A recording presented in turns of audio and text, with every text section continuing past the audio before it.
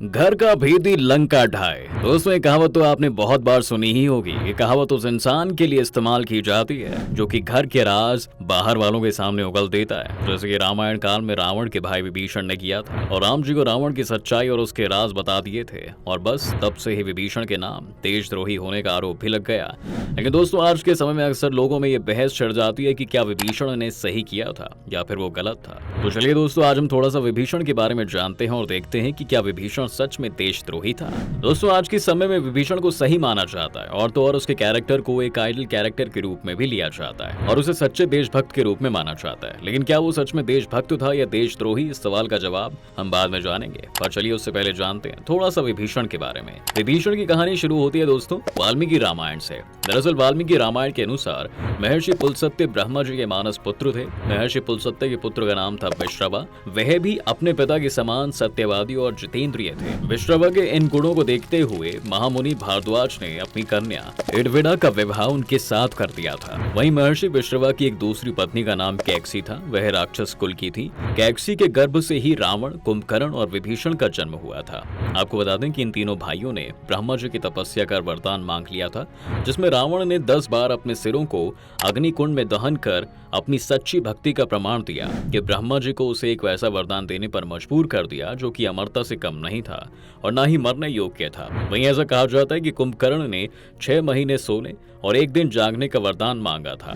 वहीं दोस्तों कुंभकर्ण के लिए ऐसा भी माना जाता है कि वह भी रावण की ही तरह एक वैज्ञानिक तो था और अपनी प्रयोगशाला यानी कि लेबोरेटरी से 6 महीने में एक ही दिन बाहर आता था और उसने ही रावण को तरह तरह के अस्त्र शस्त्र बनाकर दिए थे, जिसकी वजह से रावण हमेशा जीतता रहा था। वहीं बात करें अगर विभीषण की, तो उसने हर स्थिति में भगवान की भक्ति का वरदान मांगा था और दोस्तों विभीषण का ये वरदान आगे आने वाले समय में दिखा भी। न सिर्फ इस वरदान का असर विभीषण पर रहा बल्कि उसके पूरे परिवार पर इसका असर पड़ा था। विभीषण की पत्नी हो या उसकी बेटी, दोनों ही भगवान के बड़े भक्त थे। आपको बता दें कि जब रावण सीता जी का अपहरण करके उन्हें लंका लेकर आया था, तब न सिर्फ विभीषण बल्कि उनकी पत्नी और उनकी बेटी भी इसके खिलाफ थी। आपको बता दें कि जब रावण माता सीता का अपहरण करके लेकर आया था और उन्हें अशोक वाटिका में रखा था, तब विभीषण की बेटी त्रिजटा ने माता सीता का अशोक वाटिका में ध्यान रखा था।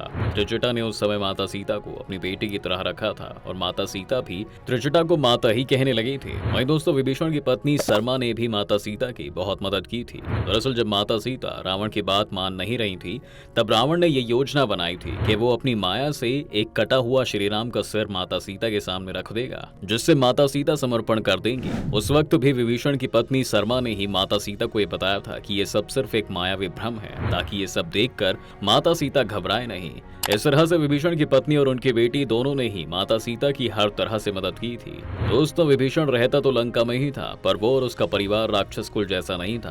आपको बता दें कि विभीषण की अच्छाई का पता तब चला जब हनुमान जी पहली बार लंका गए और जब उन्होंने वहां की चीजें पूछने के लिए इधर उधर पता किया, तो देखते हैं कि पूरी लंका में सिर्फ एक घर होता है जहां तुलसी माता की पूजा की जाती है। इस पौधे को देखकर हनुमान जी समझ जाते हैं कि यह जरूर किसी भले व्यक्ति का घर ही होगा।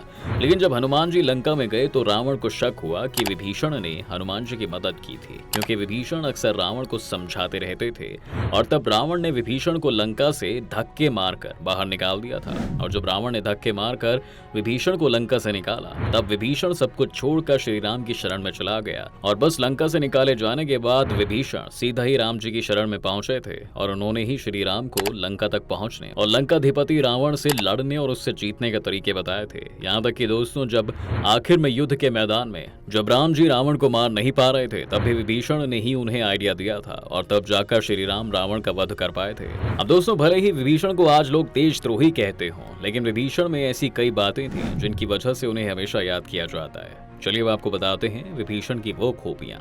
रावण को समझाया।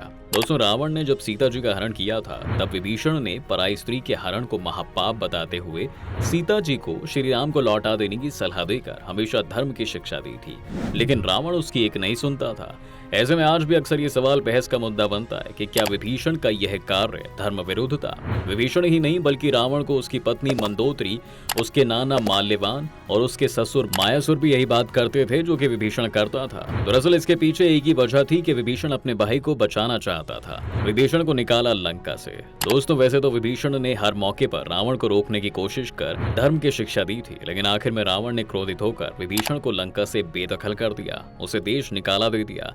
और ये एक तरह से विभीषण के लिए अच्छा भी हुआ था, क्योंकि अगर वो ऐसा नहीं करता तो विभीषण को लंका में ही रहकर जबरदस्ती राम से युद्ध करने के लिए जाना होता।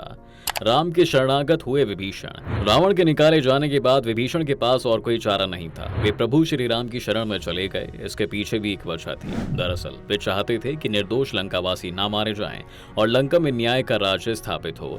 जबकि कुछ लोग आज भी ऐसा मानते हैं कि विभीषण राम की शरण में इसलिए गए थे क्योंकि उन्हें लंकाधिपति या लंकेश बनना था, लेकिन ऐसा नहीं है दोस्तों, बल्कि उनका मकसद तो कुछ और ही था। यहाँ तक कि विभीषण का साथ तो हनुमान जी ने भी दिया था। दरअसल विभीषण के शरण याचना करने पर सुग्रीव ने श्री राम से उसे दुश्मन का भाई और दुष्ट बताकर विभीषण पर शक किया था और उसे पकड़कर सजा देने को कहा था, लेकिन हनुमान जी ने उन्हें दुष्ट की बजाय शिष्ट बताकर शरण देने की वकालत की थी। धर्म का साथ देना जरूरी। वहीं दोस्तों आज के समय में कई लोग कहते हैं कि कुंभकर्ण ने अपने भाई का साथ देकर भाई का धर्म निभाया, मेघनाद ने अपने पिता का साथ देकर अपने पुत्र होने का धर्म निभाया। ऐसे लोगों में उनके प्रति सहानुभूति देखी गई, लेकिन कोई यह नहीं सोच पाया कि विभीषण ने राम का साथ देकर सही मायने में ईश्वर के धर्म का धर्म निभाया। दरअसल आत्मिक जगत में न कोई किसी का भाई है और न पुत्र, न माता है और न पिता। आत्मिक और आध्यात्मिक जगत में तो प्रभु या ईश्वर ही हमारे सब कुछ होते हैं। उनकी ओर से युद्ध लड़ना ही हमारा धर्म होना चाहिए। धर्म रक्षार्थ युद्ध करना ही सच्चा धर्म निभाना होता है। यही वजह थी कि रावण, मेघनाद और कुंभकर्ण जैसे कई योद्धा महान शक्तिशाली होकर भी कुछ नहीं थे, लेकिन विभीषण कुछ नहीं होकर भी सब कुछ थे, क्योंकि भगवान श्री राम ने विभीषण को अजर अमर होने का वरदान दिया था। आपको बता दें दोस्तों कि विभीषण सप्त चिरंजीवियों में से एक हैं और अभी तक धरती पर विद्यमान हैं। विभीषण को भी हनुमान जी की तरह चिरंजीव होने का वरदान मिला था। विभीषण धर्म ज्ञानी और दिव्य दृष्टि प्राप्त व्यक्ति थे। इसी से सिद्ध होता है कि विभीषण ना तो घर के भेदी थे और ना ही लंका द्रोही, वो तो प्रभु के सेवक थे। यहाँ तक कि दोस्तों महात्मा गांधी जी भी विभीषण को लेकर अच्छा ही बोलते थे। महात्मा गांधी जी कहते थे कि विभीषण ने अपने भाई के साथ सत्याग्रह किया था। विभीषण का दृष्टांत हमें सिखाता है कि अपने देश या अपने शासन के दोषों के प्रति सहानुभूति रखना या उन्हें छिपाना देशभक्ति के नाम को नीचा करना है, बल्कि इसके उलट देश के दोषों का विरोध करना सबसे सच्ची देशभक्ति है। लेकिन दोस्तों आज भी कई लोग ये भी मानते हैं कि विभीषण को हर कंडीशन में अपने भाई का ही साथ देना चाहिए था। वहीं कई लोग ये भी मानते हैं कि विभीषण ने ये सब लंका पाने के लिए किया था, क्योंकि उसे पता था रावण के होते हुए उसे कभी भी लंका नहीं मिलेगी और ना ही रावण श्री राम से जीत सकता है, और अगर वो लंका की ओर से युद्ध करता तो उसे भी अपनी जान से हाथ धोना पड़ता। इसलिए ही विभीषण पहले ही लंका छोड़कर श्री राम के शरण में चला गया था। वहीं कई पुराणों में यह भी लिखा है कि रावण के बाद विभीषण ने अपनी माता समान भाभी से शादी कर ली थी। वहीं कई जगह इसे झुटलाया गया है। तो दोस्तों आपको क्या लगता है, क्या विभीषण सच में देशद्रोही था या फिर सच्चा देशभक्त?